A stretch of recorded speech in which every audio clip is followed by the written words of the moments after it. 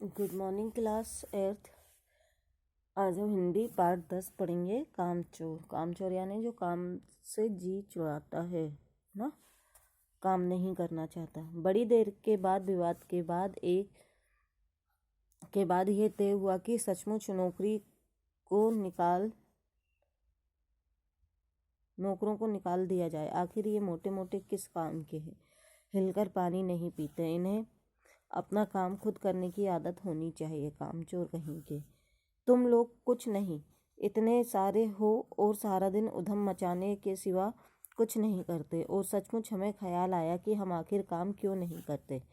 हिलकर पानी पीने में अपना क्या खर्च होता है, इसलिए हमने तुरंत हिलाकर पानी पीना शुरू किया।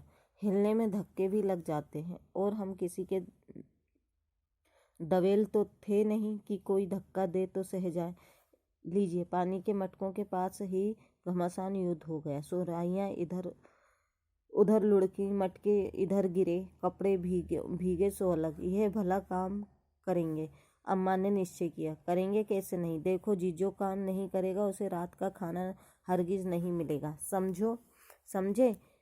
यह लीजिए, बिल्कुल शाही फरमान जारी हो रहे हैं।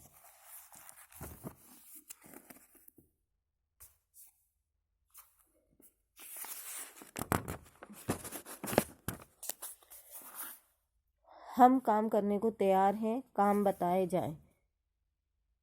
तुमने दुहाई दी, बहुत से काम हैं जो तुम कर सकते हो। मिसाल के लिए, ये दरी कितनी मैली हो रही है, आंगन में कितना कूड़ा पड़ा है, पेड़ों में पानी देना है। और भाई, मुफ्त तो यह काम करवाए नहीं जाएंगे, तुम सबको तनख्वाह भी मिलेगी। अब्बा मियाँ ने कुछ काम बताए और दूसरे कामों का हवाला भी दिया। माली को तनख्वाह मिलती है। अगर सब बच्चे मिलकर पानी डालें तो ये है, खुदा के लिए नहीं। घर में बाढ़ आ जाएगी। अम्मा ने याचना की। फिर भी तनख्वाह के सपने देखते हुए हम लोग काम पर तुल गए। एक दिन फर्शी दरी पर बहुत से बच्चे जुट गए और चारों ओर से कोने पकड़कर झटकना शुरू किया। दो चार ने लकड़ियां लेकर धुआंधार पिटाई शुरू कर दी। सारा घर धूल से अट गया। खांसते खांसते सब बेदम हो गए। सारी धूल जो दरी पर थी, जो फर्श पर थी, सबके सिरों पर जम गई, नाकों और आंखों में घुस गई। बुरा हाल हो गया सबका। हम लोगों को तुरंत आंगन में निकाला गया। वहां हम लोगों ने फौरन झाड़ू देने का फैसला किया। झाड़ू क्योंकि एक ही थी और तनख्वाह लेने वाले उम्मीदवार बहुत, इसलिए क्षण भर में झाड़ू के पुर्जे उड़ गए। जितनी सीखें जिसके हाथ में पड़ी वह उनसे ही उल्टे सीधे हाथ मारने लगा। अम्मा ने सिर पीट लिया। भाई ये बुजुर्ग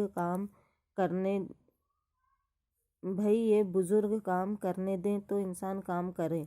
जब जरा जरा सी बात पर टोकने लगे तो बस हो चुका काम। असल में झाड़ू देने से पहले जरा सा पानी छिड़क लेना चाहिए। बस यह ख्याल आते ही तुरंत दरी पर पानी छिड़का गया। एक तो वैसे ही धूल में अटी हुई थी, पानी पड़ते ही सारी धूल कीचड़ बन गई। अब सब आंगन में से भी निकल गए। तय हुआ कि पेड़ों को पानी दिया जाए। बस सारे घर की बाल्टियां, लोटे, तसले, भगोने, पतीलियां लूट ली गईं। जिन्हें ये चीजें भी ना मिली वे डोंगे, कटोरे और गिलास भी ले आए। अब सब लोग नल पर टूट पड़े। यहाँ भी वह घमासान मची कि क्या मजाल जो एक बूंद पानी भी किसी के बर्तन में आ सके। ठुमस ठास किसी बाल्टी पर पतीला और पतीले पर लोटा और भगोने और डोंगे। पहले तो धक्के चले, फिर कोहनियाँ और उनके बाद बर्तन। फौरन बड़े भाइयों, बहनों, मामुओं और दमदार मौसियों, फूफियों की कुमक भेजी गई। फौज मैदान में हथियार फेंक कर पीठ दिखा गई।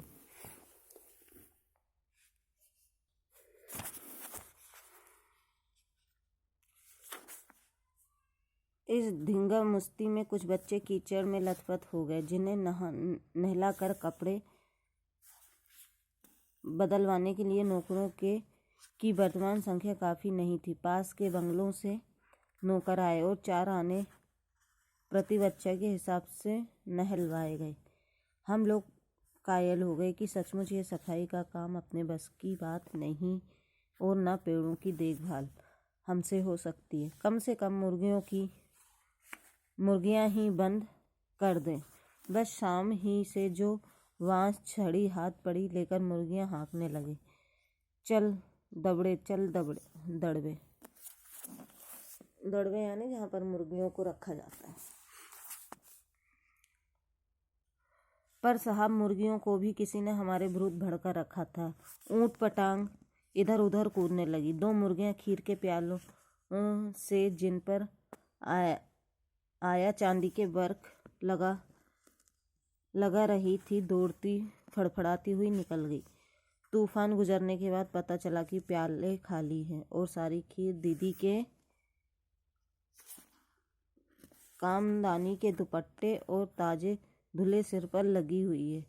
एक बड़ा सा मुर्गा अम्मा के खुले हुए पानदान में कूद पड़ा और कत्थे चूने में लुढ़के हुए पंजे लेकर नानी अम्मा की सफ़ेद दूध जैसी चादर पर छापे मारता हुआ निकल गया।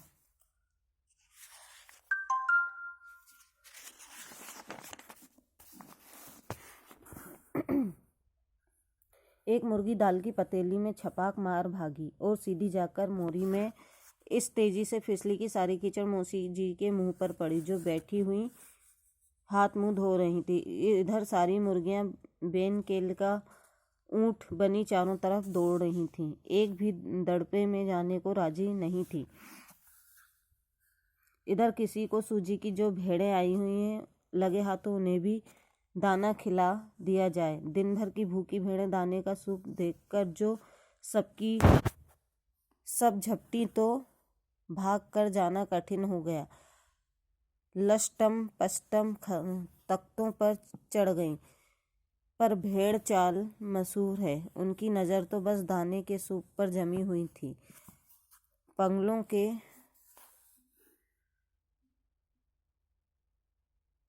पलंगों को फांगती हुई बर्तन लुढ़काती साथ चढ़ गईं। तख्त पर वानी दीदी का दुपट्टा फैला हुआ था, जिस पर गोखरी, चंपा और सलमा सितारे रख कर बड़ी दीदी मुगलानी बुआ को कुछ बता रही थी। भेड़ें बहुत निसंकोच सबको रोनती हुई मेघनों का छिड़काव करती हुई दौड़ गईं। जब तूफान गुजर चुका तो ऐसा लगा जैसे जर्मनी की सेना टैंकों और बमबारों सहित उधर से छापा मार कर गुजर गई हूँ। जहाँ जहाँ से सूप गुजरा, भेड़ें शिकारी कुत्तों की तरह गंध सूंघती हुई हमला करती गईं। हरजन माँ एक पलंग पर दुपट्टे से मुंह ढके सो रही थी। उन पर से जो भेड़ें दौड़ी तो न जाने वह सपने में किन महलों की सैर कर रही थी। दुपट्टे में उलझी हुई मारो मारो चीखने लगीं। इतने में भेड़ें सूप को भूलकर तरकारी वाली की टोकरी पर टूट पड़ी। वह दलान में बैठी मटर की फलियां तोल कर रसोइयों को दे रही थीं। वह अपने तरकारी का बचाव करने के लिए सीना तान कर उठ गईं। आपने कभी भेड़ों को मारा होगा तो अच्छी तरह देखा होगा कि बस ऐसा लगता है जैसे रुई के तकिए को कूट रहे हों। भेड़ को चोट नहीं लगती, बिल्कुल ये समझ कर कि आप उनसे मजाक कर रहे हैं। वह आप ही पर चढ़ बैठेंगी। जरा सी देर में भेड़ों ने तरकारी छिलकों समेत अपने पेट की कढ़ाई में झोंक दी। इधर ये प्रलय मची थी, उधर दूसरे बच्चे भी लापरवाह नहीं थे। इतनी बड़ी फौज थी जिसे रात का खाना न मिले की धमकी मिल चुकी थी।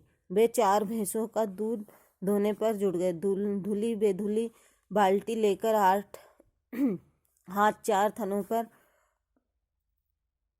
पिल पड़े। भैंस एकदम जैसे चारों पैर जोड़कर उठी और बाल्टी को लात मारकर दूर जा खड़ी हुई। तय हुआ कि भैंस की आगाड़ी पिछाड़ी बांध दी जाए और फिर काबू में लाकर दूध धुआ लिया जाए। बस झूले की रस्सी उतारकर भैंस के पैर बांध दिए गए। पिछले 2 पैर चाचा जी की चारपाई के पायों से बांधे, अगले 2 पैरों को बांधने की कोशिश जारी थी कि भैंस चौकन्नी को हो गई। छूट कर जो भागी तो पहले चाचा जी समझे कि शायद कोई सपना देख रहे हैं। फिर चारपाई पानी के ड्रम में टकराई और पानी छलक कर गिरा तो समझे कि आधी तूफान में फंसे हैं। साथ में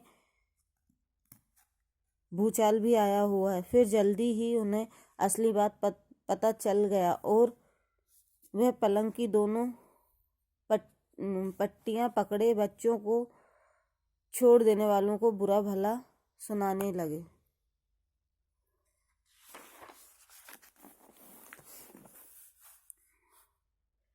यहाँ बड़ा मजा आ रहा था। भैंस भागी जा रही थी और पीछे पीछे चारपाई और उस पर लेटे हुए थे चाचा जी। ओहो, एक भूल ही हो गई, यानी बछड़ा तो खोला ही नहीं, इसलिए तत्काल बछड़ा भी खोल दिया गया। तीर निशाने पर बैठा और बछड़े की ममता में व्याकुल होकर भैंस ने अपने खुरों को ब्रेक लगा दिए। बछड़ा तत्काल जुट गया। दुहने वाले गिलास कटोरे लेकर लपके, क्योंकि बाल्टी तो छपाक से गोबर में जा गिरी थी। बछड़ा फिर बागी हो गया। कुछ दूध जमीन पर और कपड़ों पर गिरा।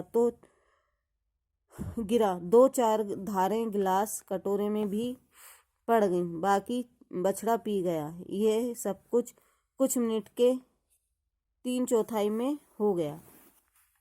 घर में तूफान उठ खड़ा हुआ। ऐसा लगता था जैसे सारे घर में मुर्गियां, भेड़ें, टूटे हुए तसले, बाल्टियां, लोटे, कटोरे और बच्चे थे। बच्चे बाहर किए, मुर्गियां बाग में हकाई गई।